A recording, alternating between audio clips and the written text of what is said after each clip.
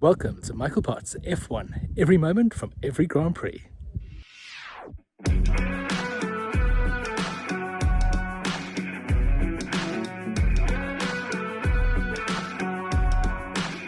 Well, hello, Michael Potts F1. Where in the world are you? I'm in Saudi Arabia, in Jeddah, ready for the next race. I thought you were in Bahrain. Honestly, I can't keep up. It's doing my head in. Well, we are going to be talking a lot about Bahrain.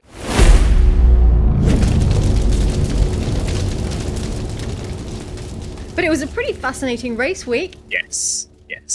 So McLaren have the fastest car, and it's taken 4 races for us to really see how dominant they are, and for them to get over a few of their issues. They gave away points in Japan, but it's Oscar that's appearing to be the faster of the two drivers. He seems to be managing that car a lot better than Lando, and Lando was the favourite driver going into the season. So there's a bit of a power shift going on in McLaren. Ooh, drama. And the two of them are very, very good friends. You see them walking in together, they congratulate each other nicely after the race. There's a lot of respect when they talk about each other. There's a chance that it might just be the two of them gunning for the title. And that does very, very strange things to a racing driver. So we've got to watch and see how long this friendship lasts and what the fallout's going to be. I'm gunning for the friendship. I mean, I think that is such a test of character. If they can stay friends, if they can enjoy it for themselves and for each other, let's see if that's possible. Yeah, I think it took Lewis and Nico Rosberg probably about 6 races for their lifelong friendship to fall apart when a championship was on the line. Prost and Senna, they weren't friends at the start of their relationship, but they fell out spectacularly when they were both driving for McLaren. The strangest things happen in the mind of a driver. Any advantage that the other side might be perceived of gaining, any slight snub is just blown out of all proportion. It just becomes this cauldron of mistrust and pressure. I'm hoping that doesn't happen. I'm optimistic. I have belief in friendship. The two of them are probably the best emotionally equipped individuals to deal with this.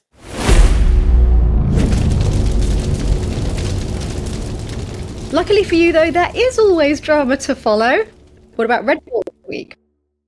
Well, Red Bull appear to be making drama just for fun.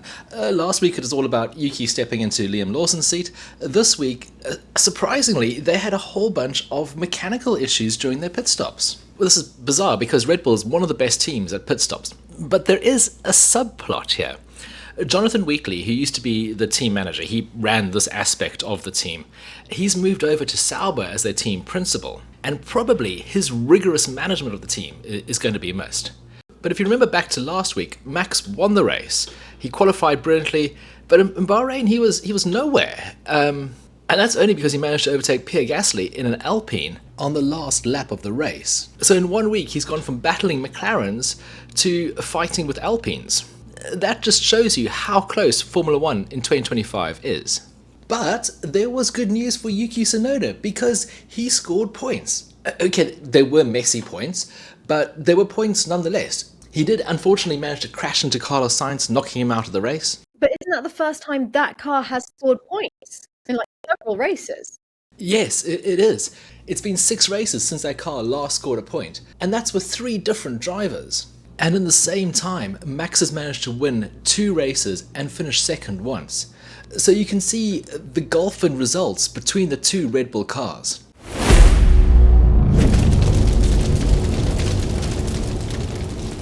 And good for the French. Yes. Alpine looked terrible in Japan, and they came back really, really strongly in Bahrain. And it actually looked like they probably could have done a lot better than they did. So what we're seeing now in Formula 1 is that there's very little difference between the first car and the last car. In the first round of qualifying, there was less than a second separating the first 18 cars, 17 cars. Margins between who's fast and who's not is phenomenally tight. So, we look at the results after Q1 and we kind of go, this driver's not doing very well. He's 10th, but he's only a fraction of time behind the guy who came first. I can't imagine the pressure that the drivers go through with that. I mean, it's insane. The thought that you're working so hard to gain a fraction of a second, and that's the difference between winning or losing. Yeah. Jack Doohan, I think he got sort of caught out a bit by this. He narrowly missed out on Q3, the final round of qualifying, by a fraction of a second. And during the race, he was doing very well. He was running in 7th, 8th, 9th place. He was definitely on track to score his first points of the season.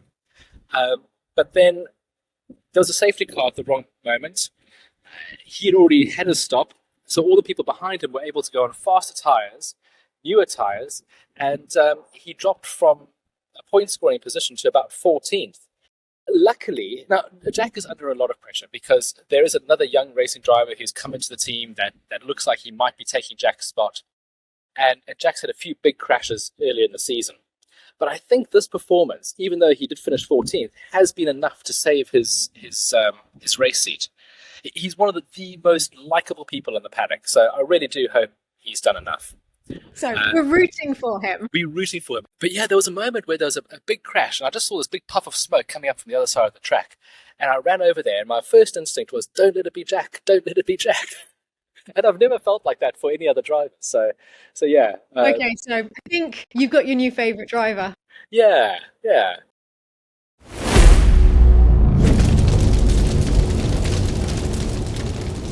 We mentioned it was a good race for the French, with Alpine doing so well, but it was also pretty good for the Brits.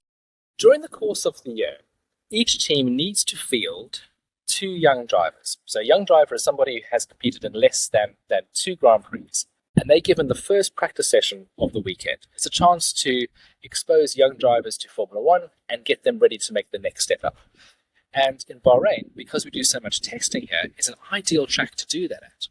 So in the first session of practice, we saw 6 new faces. The best of these was the Brit Luke Browning, driving for Williams. Now, he has a genuine chance of getting into Formula One. I was really impressed by him. He outdid quite a few regular drivers. He's currently driving an F2, and he's doing pretty well there. Possibly exciting things for the future there.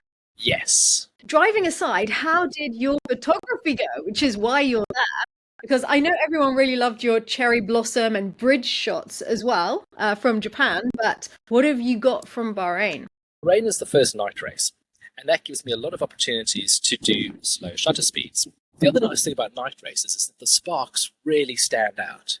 So I've got these slow shutter speed shots of the cars coming into turns 9 and 10 and sparking as they come in. But also around this track, there are a few interesting areas around fountains and palm trees. And I've got these shots of cars going through the fountains. They've put a pink light on the fountain, which makes it a bit interesting. It's magical. There's something poetic about your photos.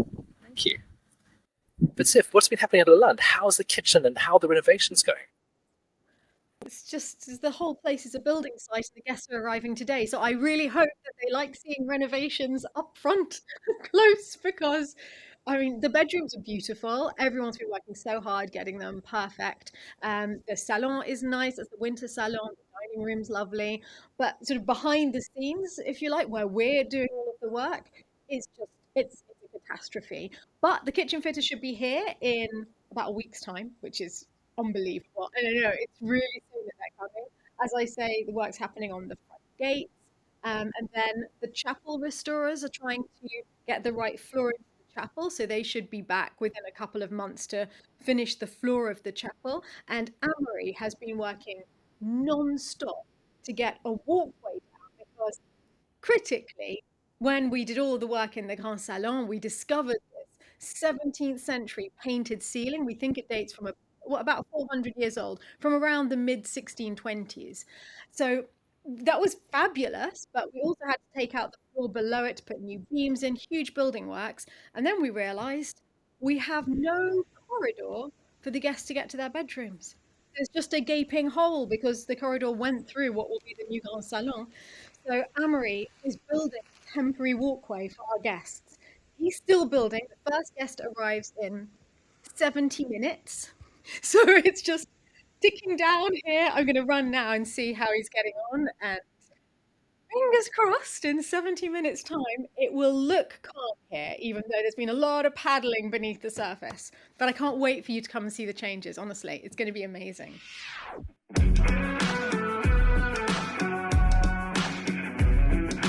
Have a fabulous time, and good luck getting the most beautiful, beautiful photos. I know you will. Can't wait to see them. Thank you so much, Steph. I'm going to go and photograph some drivers arriving. If anyone would like to see some photographs from Bahrain, there's a link in the description with some more images. And thank you, everyone, for liking and subscribing. We did get to 10,000. Massive thank you. So, yeah, very, very happy with that. And, yeah, until the next one, goodbye.